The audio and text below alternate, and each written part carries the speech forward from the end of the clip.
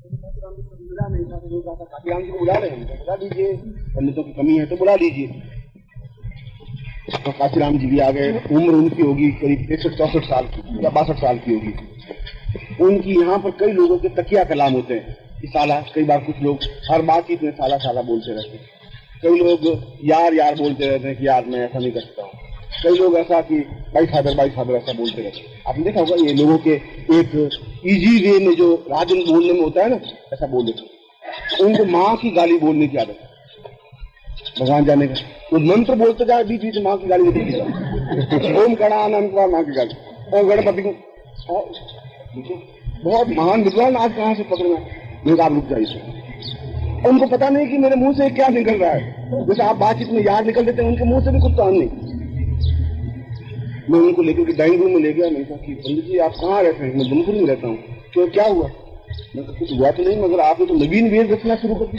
बिल्कुल उन मंत्रों के बीच बीच में आपने जो दुनिया उच्चरित की वो तो धन्य हो गया, कदार्थ में तो गंगा स्नान आज हो गया।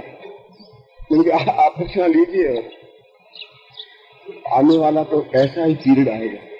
सही मूल उच्चारण तो भाग्य होगा तो सुनेंगे, या कभी आप दक्षिण की यात्रा करेंगे तो सुनेंगे।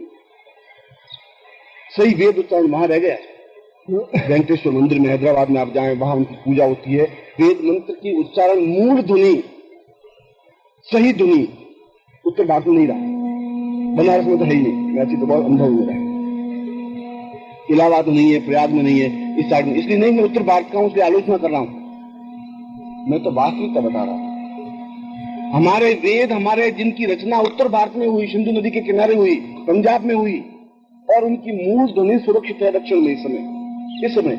और अगर 10 साल बाद अगर आप दक्षिण जाएंगे तो शायद वो भी सुनने को शायद ही मिल जाएगी। ये पीढ़ी जो वर्तमान की पीढ़ी है, शायद इनके पास तो है, इनकी औलादों के पास वो ध्वनि नहीं है।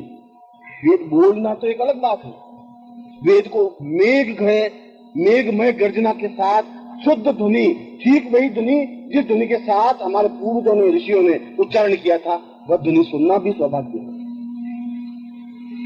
यदि आप कभी तिरुपति मंदिर में जाएं दक्षिण में, आप देखें, और शायद आप में से कोई तिरुपति गया भी होगा, मुझे मालूम नहीं कोई गया है, और गए हैं तो भी मैं कहता हूं कि आपने तिरुपति के दर्शन नहीं किए। आप कहेंगे बहुत अजीब बात कर रहे हैं, हम तो गए और 25 रुपए का टिकट देकर के जल्दी से बीच में घुस करके दर्शन किए, और वहां सोने का स्तंभ है, स्वर्ग स्तंभ है, जिसको भी हाथ टच किया और घूम करके सोने के लिए भी सर्टिफिकेट कंप्लीट प्राप्त किया। तो आपको मालूम होना चाहिए कि तिरुपति की मूल मूर्ति ऊपर है ही नहीं, वह तो नीचे अंडरग्राउंड में। अंडरग्राउंड का मतलब है कि कम से कम 150 फीट नीचे जो मूल मंदिर है, उस मूल मंदिर में मूल तिरुपति की मूर्ति स्थापित है, जो ठोस सोने की बनी हुई है, हीरों से जड़ी हुई, मगर ऊपर भी एक विग्रह लाके रख दिया है, और सारे लोग उसी विग्रह के दर्शन करते हैं। मगर यदि आपने पढ़ा हो अखबार में कभी, तो इंदिरा जी वहां गई तो इंदिरा जी को अंडरग्राउंड में मुख्य पुजारी ले गए और वेंकटेश्वर के, तिरुपति के मूल विग्रह के दर्शन करवाए। आपको थोड़ा सा बुद्धि सोचना चाहिए कि फिर अंडरग्राउंड में ले जाके मूल विग्रह शब्द क्या था, फिर थोड़ा समझिए। ऊपर तिरुपति की मंदिर की मूर्ति है, ऊपर तो केवल एक मूर्ति जरूर है, मूल विग्रह नहीं है। मूल जिसको आप मूल, उसकी मूल सुधा नहीं है। उसको तो आप, या तो आपका कोई बहुत बड़ा अप्रोच हो, या वहां के जो मूल गोविंदाचारी हैं, यहाँ पर अगर मेरे शिष्य अगर आए हों तो उनको गोविंदाचारी को देखा होगा।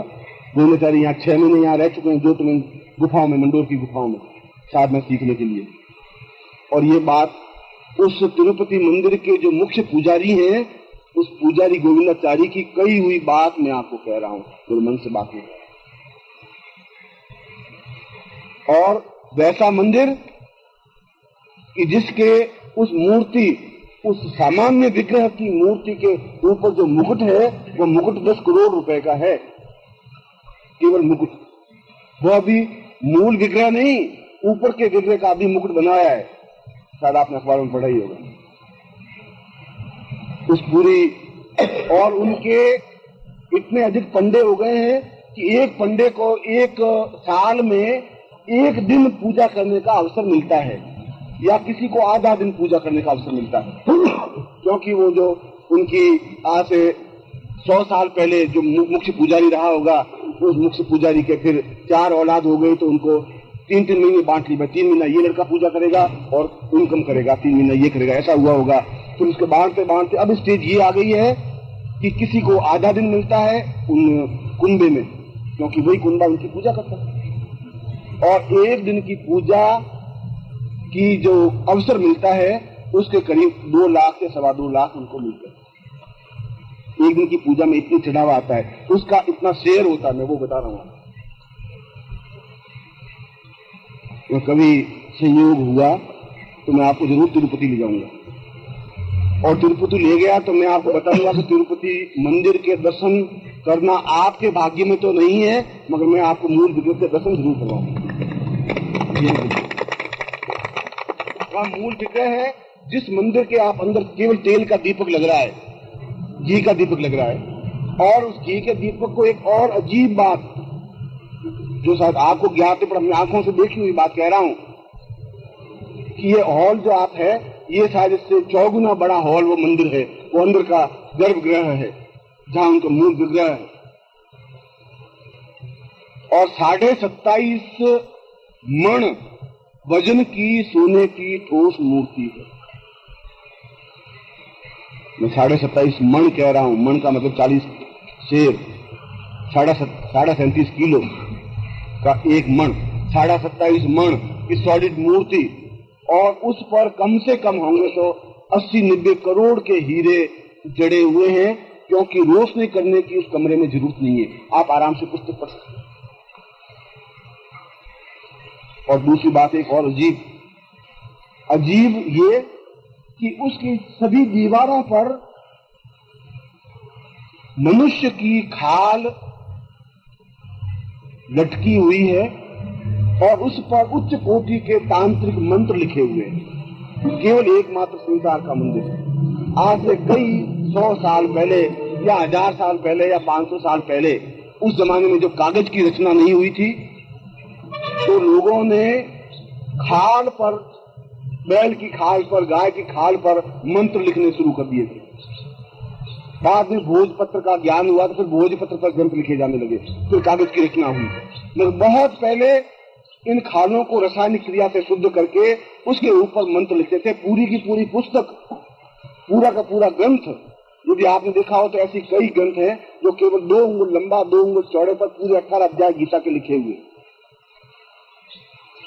सिर्फ 2 उंगल लंबे चौड़े कागज पर, और वहां पर वे मनुष्य के पीठ की खालें उन जमाने में निकाली होगी। मगर उसके ऊपर जो मंत्र और साधना विधियां लिखी हुई हैं, वो सारी लुप्त तंत्र देखा जाए तो वहां फिर भी सुरक्षित है। देखिए आप, तब आप मालूम पड़ेगा कि क्या तिरुपति है और कितनी सुरक्षित रूप से वो निधि रख छोड़ी है। सही अर्थों में वह दर्शन ही जीवन का पूर्ण और प्रामाणिक दर्शन है। और मैं इसलिए कह रहा हूं कि मैं ऐसा दर्शन कर सकता हूं, करवा सकता हूं, क्योंकि उनके प्रधान महंत जो पुजारी हैं गोविंदाचारी, वो मेरे शिष्य रह चुके हैं। यहाँ 6 महीने साधना करते हैं, बहुत शरीर उनका भारी, और आए तब उन्होंने कहा कि गुरुजी ने साधना, तो उसमें तिरुपति गया था, उन्होंने कहा होगा मेरे घर में तो करीब महीने भर रहे, उनका मैं साधना करना चाहता हूँ गुरुजी, आपको तो मैं 5 स्टार होटल में कमरा ले लूँ। मैं तुम साधना करेगा 5 स्टार होटल में कमरा लेकर के रहना पड़ेगा, गुफा में रहना पड़ेगा, तब कुछ सीख पाएगा। मगर रहा, और रहा दमखम के साथ रहा, उसने अपने आप को एडजस्ट किया। उसको एक आध चीज सीखनी थी, 1-2 चीजें सीखनी थी, सीखी। इसलिए मैंने ये कहा कि हम केवल मंदिरों में सही रूप में शायद दर्शन कर भी पाते हैं कि नहीं कर पाते हैं, आस्था युक्त होकर के जाते हैं, आ जाते हैं। रामेश्वरम के अगर दर्शन करने हैं तो रामेश्वरम के दर्शन आपको होते ही नहीं। रामेश्वरम अगर आप कभी गए हों तो ठीक सुबह 5 बजे मणि के दर्शन करवाते हैं, कभी आप गए हो तो आपको मालूम होगा। और मूल विग्रह जो है रामेश्वरम का, वो बालू मिट्टी का बना हुआ है। भगवान शिव ने जो शिवलिंग बनाया था वो पत्थर का नहीं बनाया था, बालू मिट्टी समुद्र की रेत को लेकर के शिवलिंग बनाया था। ये तो आपने वाल्मीकि रामायण में पढ़ा होगा, रामचरितमानस में तो लिखा नहीं है इस बात। और जब वहां जाते हैं तो पत्थर का शिवलिंग दिखाई देते हैं तो सोचते हैं कि ये पत्थर का शिवलिंग कहां से आया। भगवान राम के द्वारा अगर ये है तो फिर बालू मिट्टी से बना हुआ होगा। तो सोचना तो चाहिए ना। तो पुराण तो गलत नहीं है, हमारे धर्मशास्त्र अगर गलत है तो फिर ये गड़बड़ कहाँ है, हुआ क्या है। और उसके भी दर्शन होते हैं ठीक 5 बजे, फिर बाद में उसको वापस कवर कर देते। उसके ऊपर जल नहीं चढ़ाते, उसके ऊपर और किसी प्रकार का विग्रह नहीं डाला जाता, पुष्प नहीं डाला जाते, केवल उसके दर्शन होते हैं। 5 बजे कोई भी जा सकता है, साथ टिकट लगा दिए, 2 रुपए 3 रुपए 5 रुपए टिकट लगा दिए, मगर वो दर्शन कितने होते हैं, आधा सेकंड के लिए। मगर यदि उनको कहा जाए, यदि उनके मूल जो पुजारी हैं स्वरूपानंद जी हैं सरनाथ, अगर आप उनको कहा जाए तो पूरा रुद्राभिषेक करने के लिए भी अनुमति दे देते हैं। ऐसा सामान्य वे में नहीं देते हैं, मगर यदि हम उनको अपने दमखम के साथ बात करें, तरीके से बात करें, उनकी भाषा में बात करें, ऐसे ही रामेश्वरम के दर्शन मिलेगा। उसी बालू भगवान राम के द्वारा जो शिवलिंग स्थापन है, दर्शन तो उसके होने। उस पत्थर के शिवलिंग के दर्शन, पत्थर के शिवलिंग तो बाद में बनाई है, जोधपुर में भी कम से कम 20 मंदिर है वैसे शिवलिंग के दर्शन करने हैं। उनकी ओरिजिनलिटी देखने की जरूरत है, उसकी प्राचीनता, उसके महत्व को देखने की जरूरत है। और आपने कभी देखा या नहीं देखा, संसार में प्रत्येक समुद्र किनारा, बंबई का देख लीजिए, बहुत लहरें उछलती हैं, टकराती हैं आकर के। कभी बंबई गए, मद्रास देख लीजिए, समुद्र का किनारा बहुत तूफान युक्त रहता है, बहुत लहरें टकराती हैं, उठती हैं लहरें। रामेश्वरम के समुद्र पर लहर बनती ही नहीं, तो मालूम पड़ता है कि राम ने जरूर समुद्र को बांधा। लहर ही नहीं बनती, समुद्र का किनारा तो है, लहर का एक सूत भर भी लहर नहीं बनती, बिल्कुल तालाब का पानी की तरह पानी। संसार में प्रत्येक जगह लहर बनती है समुद्र की, वहां लहर ही नहीं। ये देखिए, ये चीज कन्याकुमारी में देखने, ये चीज रामेश्वरम में देखी है। क्या सही अर्थों में जिंदगी को अगर, या सही अर्थों में वेद ध्वनि को देखने की जरूरत है, वेद ध्वनि को सुनने की जरूरत है, उस पूजा पद्धति। ये मुझे बात क्यों याद आई कि कल रात को जब मैं प्रवचन करके गया तो कल तिरुपति पूजन टीवी पे आ रहा था, रात्रि को 10 बजे।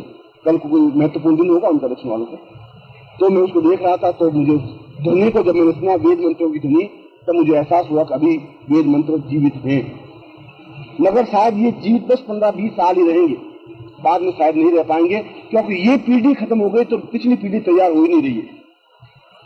मेरे जोधपुर में भी आज से 5 साल पहले कम से कम 100 पंडित निकल जाते थे वेद ध्वनि करने वाले, अब करीब 20-22 निकलते हैं। 10 साल बाद एक आदमी नहीं निकलेगा, वो तो पैंट पहन बिजली घर में नौकरियां करने लग गए, जो बिजली के खंभों पर चढ़ते हैं और नीचे गिर के मरते हैं। तो शिमाली हमारी यही करते हैं बात, और कुछ होता ही नहीं। जब भी कोई सुनता हूँ बिजली खंभे से कर्मचारी मर गया तो मैं समझ जाता हूँ शिमाली जरूर होगा, पर नौकरी नहीं करता, या तो मास्टर होंगे या बिजली घर में होंगे, कहाँ जाएंगे।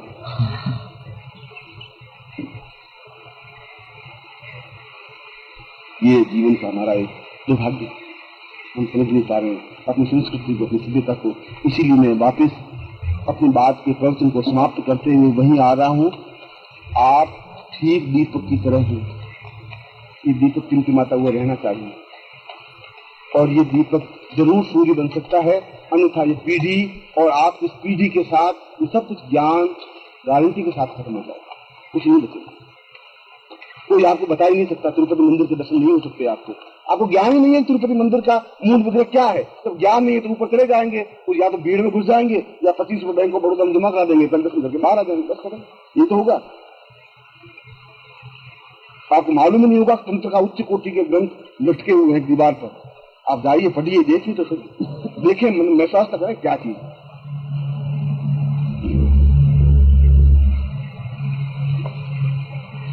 पूजन हरि अनंत हरि कथा अनंत।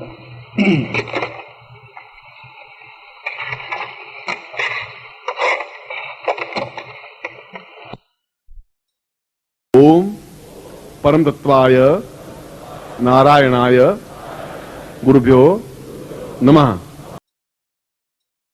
ओम ह्रीं मम प्राण देह रोम प्रतिरोम चैतन्य जाग्रय ह्रीं ओम नमः। ओम भूर्भुवः स्वः तत्सवितुर्वरेण्यं भर्गो देवस्य धीमहि धियो यो नः प्रचोदयात्।